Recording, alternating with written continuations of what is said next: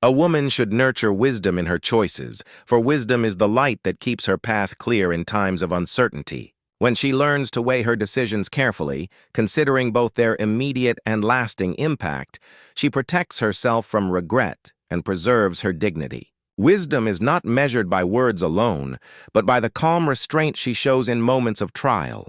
A wise woman is not carried away by the glitter of false promises or the shallow charm of flattering words. Instead, she finds strength in reason and patience. She understands that life's beauty does not lie in haste or vanity, but in thoughtful choices guided by faith. By valuing inner worth over outward praise, she secures a life of respect and stability, and her example becomes a silent lesson to others who admire her composure, modesty, and foresight.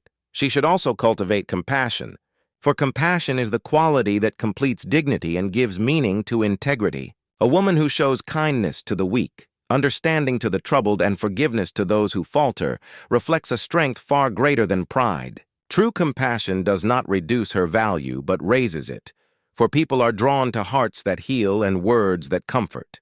The world may admire power, but it bows before compassion, for compassion is the language of the soul.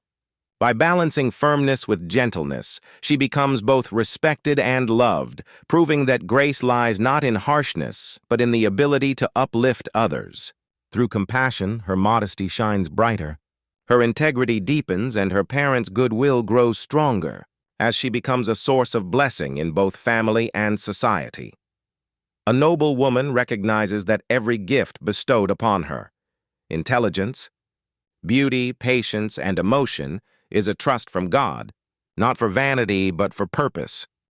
She understands that her softness is not weakness but a divine strength that heals and binds. Her silence in anger, her forgiveness in pain, her endurance in difficulty, all these are forms of quiet power that few can truly understand. She does not seek equality by losing her grace. She seeks respect by fulfilling her divine purpose with wisdom, compassion, and faith. In her humility lies her honor, and in her faith lies her strength. However, she must always remember that the beauty of a male-dominated society exists only because of the sacred entity of a woman, for it is she who brings balance, tenderness, and moral strength into the world. A man may build the walls of a home, but it is the woman who fills it with warmth, peace, and meaning. By virtue of her God-gifted abilities and capabilities, she gives birth to children, nurtures them with love and care, and lays the foundation of a noble and progressive family. It is through her patience that families remain united, through her prayers that hearts find peace, and through her wisdom that generations are guided toward goodness. Every noble society that honors its women flourishes in values, discipline, and compassion, while societies that degrade them crumble in moral darkness.